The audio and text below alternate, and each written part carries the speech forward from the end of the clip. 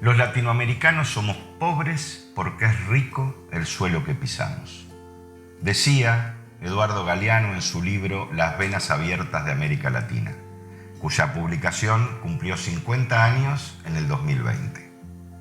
Nos permitiríamos agregar que, además, algunos, muy pocos, son los que se quedan con casi todo lo que producimos y generamos con nuestro trabajo. Verdades como esas, que mueven cimientos, que nos hacen pensar, ayudan a entender por qué hemos bautizado este espacio Demoliendo Frases Hechas. Esta vez nos convoca una frase que podríamos sintetizar en eso que escuchamos muchas veces. En la Argentina lo que necesitamos es de la industria nacional. Y hasta más de uno capaz que le agrega un carajo al final. Esto, que se repite sin cesar como una verdad absoluta, es lo que hoy vamos a demoler. Escúchame, nos dicen que Argentina es un país agroexportador y de producción primaria, que antes éramos un país industrial y que ahora, vaya uno a saber por qué, nos desindustrializamos. Que exportamos granos, sí, pero importamos un montonazo de productos industriales y que por eso somos un país dependiente, así, con mayúsculas. Y ojo que esto no es un discurso de la derecha, entre comillas, ¿eh? Mucha intelectualidad de esa que le gusta autodefinirse como analítica, de izquierda, también entre comillas, compra este buzón. En fin, un montón de burradas por el estilo que lo único que hacen es sumar a la confusión. Antes de empezar, déjame decirte que está en pie la invitación para que escribas en nuestras redes, por Instagram, por Facebook, por Twitter, proponiendo otras frases hechas que te parezca que hagan falta demoler. Nosotros las vamos a ir encarando con el correr de nuevas emisiones. Esto cobra un sentido mayor si el camino lo recorremos juntos, porque como ya te dijimos, todo lo que el sistema capitalista reproduce es para intentar sostener su dominación y postergar nuestra dignidad como clase trabajadora y como pueblo. Hoy nos va a acompañar Julián, vamos a conversar con él, compañero del PRT. ¿Cómo estás, Julián? ¿Arrancamos? ¿Qué haces, Marcelo? Todo tranquilo. Arranquemos nomás. Bueno, dale. Eh, lo primero que me gustaría que abordemos es respecto a las características que tiene hoy el capital, porque me da la sensación de que hay bastante confusión con respecto a eso y hasta nos quieren hacer creer que es como si fuera un problema de fronteras, digamos, ¿no? ¿Qué opinión te merece esto? Bueno, hay un error muy común en general que es comparar la situación del capitalismo de hace 100 o 150 años atrás a la actualidad, ¿no? Y en realidad, desde ya que hubo transformaciones en la propia composición del capital, hoy el capital es transnacional, es decir, que trasciende las barreras nacionales y diversificado. O sea que está conformado por grandes grupos económicos que tienen acciones en distintas esferas de inversión, en el sector financiero, en el sector industrial, en el sector petrolero, en el sector comercial, etcétera, y que al mismo tiempo tienen inversiones y actividades productivas en distintas partes del mundo. Pongamos solamente un ejemplo. La empresa General Motors, por ejemplo, ¿no? Que todos podríamos pensar en una empresa típicamente estadounidense, en China produce y vende 1 millón de unidades más que en el propio mercado de Estados Unidos. O sea que Mirá no vos. podríamos decir que General Motors tiene más interés en Estados Unidos que en China, o que le interesaría a General Motors que le vaya mal al mercado interno chino, digamos, ¿no? Al contrario. Están ahí sus propios intereses, digamos. Claro, entonces está todo entrecruzado, ¿viste? No podemos hablar del capital nacional yanqui en este caso como hablábamos quizás hace 50 o 100 años atrás, porque están todos entrecruzados los intereses económicos, ¿no? Esa es la naturaleza del imperialismo hoy en día. Y las características que tiene hoy el capital. Exactamente. Sí, un tema grande, ¿no? Diría un viejo compañero, que me lleva a pensar inmediatamente en qué es lo que pasa con las grandes empresas nacionales, ¿no? Digo, nacionales entre comillas, como por ejemplo, qué sé yo, Arcor, Vicentín, Mercado Libre, La Serenísima, por nombrar algunas. Bueno, en esto de comparar el capitalismo de hace 100 años con el actual, a partir de 1955, si bien ya existían inversiones extranjeras en la Argentina, se acentuó muchísimo la introducción del capital transnacional en la Argentina y se inició un proceso de fusión y de absorción de las grandes empresas nacionales con el capital transnacional. Ajá. Un proceso que es muy complejo y que tiene varias manifestaciones. Vamos a mencionar algunas ahora como para poner de ejemplos, ¿no? Como para tratar de dividirlo de alguna manera esquemáticamente, digamos. Por un lado, tenemos grandes empresas de las cuales directamente cambió la composición accionaria producto de este proceso de transnacionalización de la economía. Es el caso de la empresa Bunge en la década del 90, que era una típica empresa, gran empresa nacional, digamos, que cambió su composición accionaria y pasó a convertirse directamente en una transnacional, ¿no? Después tenemos otro tipo de grandes empresas de origen argentino, pero que fueron sufriendo un proceso de absorción a través de mecanismos un poquito más intrincados, digamos, ¿no? Se fueron, por un lado, asociando mediante uniones estratégicas con el gran capital transnacional, uniones comerciales, y por otro lado, los grandes capitales le fueron comprando acciones de a porciones. Este, un gran ejemplo de esto lo tenemos en el escándalo reciente de Vicentín. Con el escándalo de Vicentín, una supuesta empresa nacional, digamos, se destapó la olla de que en realidad quienes estaban detrás de Vicentín era un grupo multinacional que se llama Glencore, que además tiene inversiones en sectores de minería, etcétera, y cuyo principal accionista aparte es el fondo de inversión BlackRock. Bueno, saltó la ficha de que en realidad detrás de Vicentín, el que estaba operando en el vaciamiento de la empresa era Glencore junto con una serie de bancos transnacionales que eran acreedores de Vicentín y socios estratégicos de esta Glencore, ¿no? Todos buenos muchachos. Todos, sí, amigos. Ahora, ¿qué hacía Vicentín con Glencore? Triangulaban guita a través de Vicentín Paraguay para fugarla al exterior a paraísos fiscales. Y esto no es algo que estoy diciendo a boca de jarro, sino que está aceptado y demostrado por el propio Banco de la Nación Argentina, ¿no? O sea que no es una especulación propia, esto está probado. Entonces, uno podría preguntarse ahora, bueno, pero si estaba Glencore detrás de Vicentín, ¿por qué directamente Glencore no se la chupó, no le cambió la composición accionaria a Vicentín, no le cambió la firma, digamos, ¿no? No la terminó de comprar? Bueno, detrás de esto hay una serie de beneficios que obtiene el capital transnacional al irse chupando de a poco a estas grandes empresas locales. Por ejemplo, se benefician de la ley argentina, dentro de algunas cuestiones legales, hay beneficios para las empresas nacionales, entre comillas, que no hay para las transnacionales. Por ejemplo, en el caso de las licitaciones públicas, ¿no? Y lo mismo sucede al tratar de aprovechar los hilos que guarda la empresa local con toda la política local, ¿no? Vicentín es dueño del norte de Santa Fe en términos políticos hablando. Entonces, Glencore necesita asociarse a Vicentín de esa manera para poder controlar a su vez a los jueces, por ejemplo, Tal ¿no? cual, tal cual. Después tenemos, qué sé yo, otro gran ejemplo simplemente para ilustrar este proceso de transnacionalización que han sufrido las grandes empresas argentinas. Un ejemplo muy cortito, más simple, quizás es el de la Serenísima. La empresa, los dueños originales de la Serenísima son Mastelone Hermanos, que en el año 96, producto de la competencia mundial del capital, se termina asociando a otro grupo multinacional que es Danone, para poder justamente afrontar a la competencia.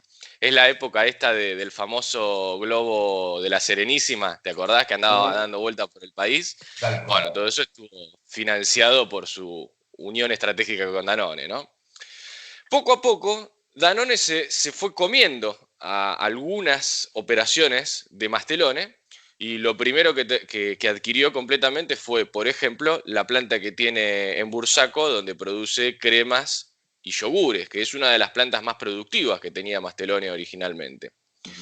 Bueno, para hacerla corta, hoy en día, entre Arcor y Danone, se han comido el 49% de la composición accionaria de lo que quedó de Mastelone. O sea que también cuando hablamos de la Serenísima no podemos hablar de una empresa nacional cuyos dueños son los hermanos Mastelone, digamos, ¿no? Sino que estamos hablando de que la composición accionaria está en manos ahora de grandes grupos transnacionales. Y bueno, quizá también tenemos otro elemento, ya que mencionamos a Arcor, hay otras grandes empresas nacionales que sufrieron el propio proceso de transnacionalización, como Arcor, que lo que quiere decir es que empezaron a instalar plantas productivas en otras partes del mundo. Y Arcor hacer produce en caramelos en África, por ejemplo, ¿no? exactamente, exactamente. Producen el Congo, Arcor, o sea que no podemos hablar de que sus intereses productivos estén solamente en Argentina, ¿no? Es Y así. todo esto con alianzas estratégicas con otras empresas, ¿no? Escucho que venís hablando de grandes empresas, muchas muy conocidas, digamos, en el mercado. Sin embargo, nos dicen que la mayor parte de las empresas son pymes, ¿no? Que son las que más trabajo dan, que son las que mueven la economía, etcétera. Las pymes son las que mueven la economía. Mirá vos, ¿no? Otra frase hecha. ¿Esto es así, Julián? Mira, el único dato real que se da de las pymes en los medios de comunicación es que las pymes son la mayor cantidad de empresas en números de empresas. Pero es mentira, completamente mentira, que sean los que más mano de obra contratan, por ejemplo. Según Claro. las propias cifras del Ministerio de Trabajo, las grandes empresas manufactureras emplean el 54% de los trabajadores manufactureros.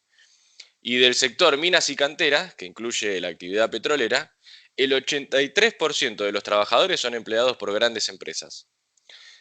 Quizás en algunos sectores, como el comercio, sí el peso de las grandes empresas en la contratación de mano de obra es menor, pero son sectores marginales en comparación con el peso económico que tiene, por ejemplo, la actividad petrolera, minera o Claro. manufacturera en el total de la economía, ¿no? Inclusive está detrás de esa idea o detrás de esa frase hecha, aparece esa especie de mito de que las pymes pueden ser independientes, ¿no? O sea, sin ver cuál es el papel que juegan en la producción en la Argentina. Claro, bueno, ese es el otro elemento, porque por un lado ya, digamos, demostramos de alguna manera que en realidad no son los que mueven la economía, las pymes, ¿no? ¿No? Pero, no obstante, las pymes existen. Y bueno, ¿qué pasa con estas pymes que existen?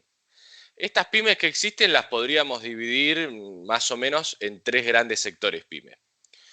Un sector está compuesto por empresas que en realidad son multinacionales, pero que en Argentina tienen una pequeña cantidad de operaciones. Por ejemplo, autopartistas. Hay muchas autopartistas que en realidad son grandes empresas multinacionales, pero que en Argentina emplean 50 o 100 trabajadores. Hay un caso que tengo de ejemplo, la empresa Butec, que fabrica paragolpes para Toyota, Ujú. forma parte del grupo Toyota a nivel mundial, pero es una firma por separado, ¿no? En el mundo emplea 13.000 personas y tiene 114 plantas productivas. Linda Ahora, pyme. sí, linda pyme, claro. En las estadísticas, en Argentina entra como una pyme esta empresa que es una multinacional en realidad. Después tenemos otro tipo de pyme que, como por ejemplo otras autopartistas, que están directamente atadas a las grandes empresas por contratos productivos y de exclusividad productiva. Entonces, en definitiva, esa pyme es lo que denominamos un satélite directo de las grandes empresas. ¿Por qué? Porque todos sus negocios en realidad dependen de las condiciones que le imponen las grandes empresas y si rompen ese contrato directamente se quedan sin capital, se quedan sin alguien que les compre su producto, por ejemplo, las autopartistas, ¿no? Y después tenemos otro gran sector de pymes que aparentemente son independientes, pero que sin embargo, cuando estudiamos la materia prima, a quién se la compran, toda la concentración de los principales productos de materia prima están en manos de grandes empresas transnacionales. Y son esas grandes empresas las que terminan imponiendo los precios de las materias primas. Y por el otro lado del ciclo comercial de estas pymes, el circuito de ventas también está concentrado en grandes empresas comerciales.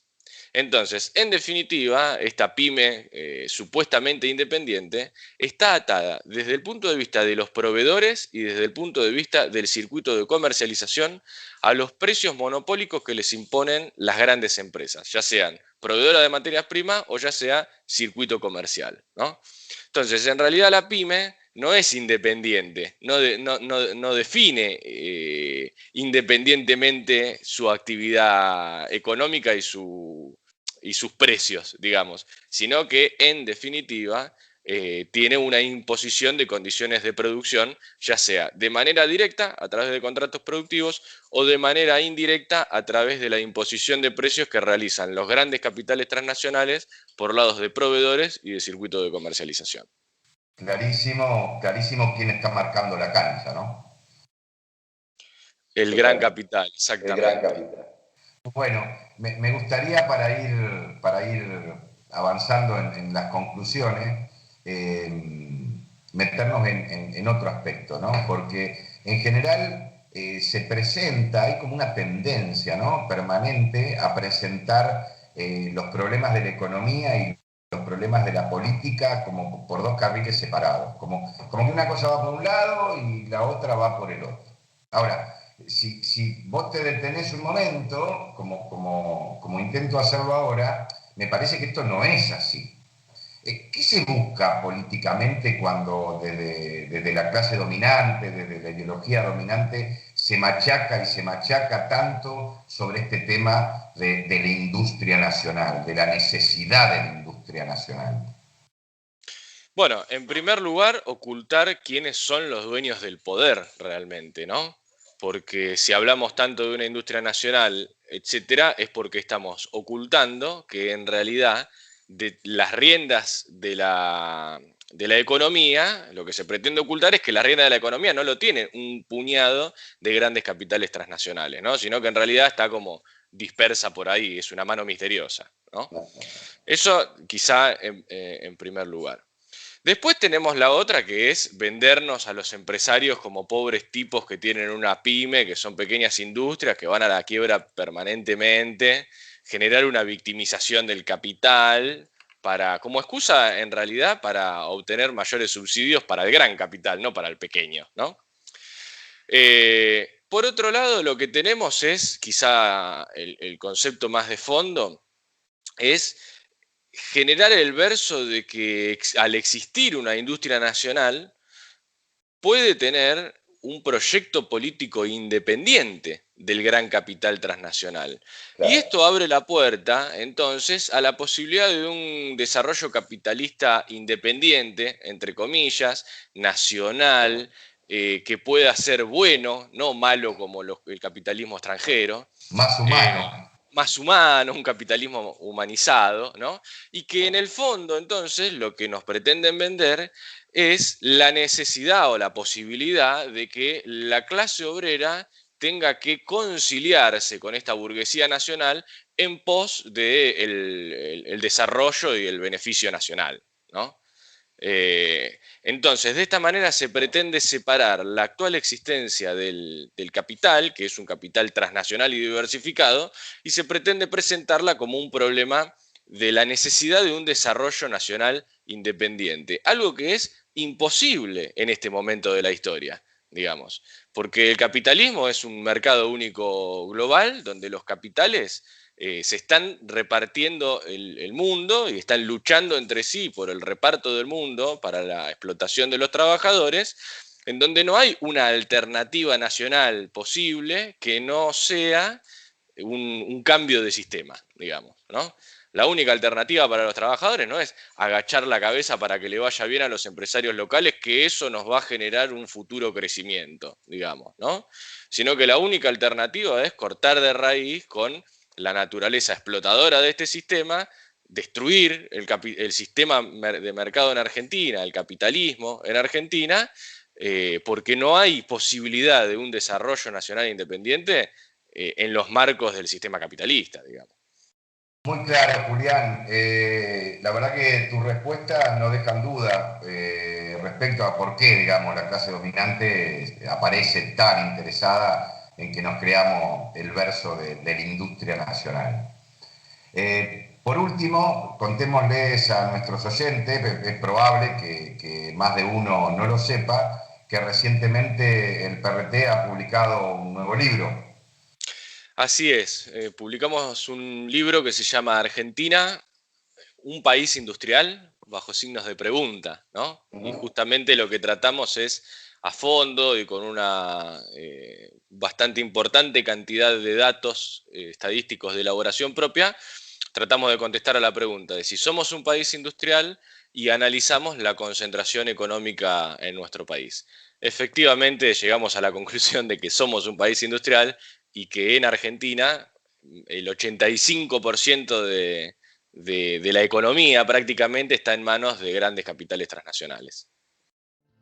Muy bien, hasta acá llegamos por hoy con esta nueva entrega de Demoliendo Frases Hechas. Muchas gracias. Si te gustó, compartilo. Suscríbete a nuestro canal de YouTube y bueno, ahora también a nuestros podcasts. Y no dejes de visitar nuestra página web prtarg.com.ar y de seguirnos en nuestras redes sociales, Instagram, Facebook y Twitter. Hasta la próxima.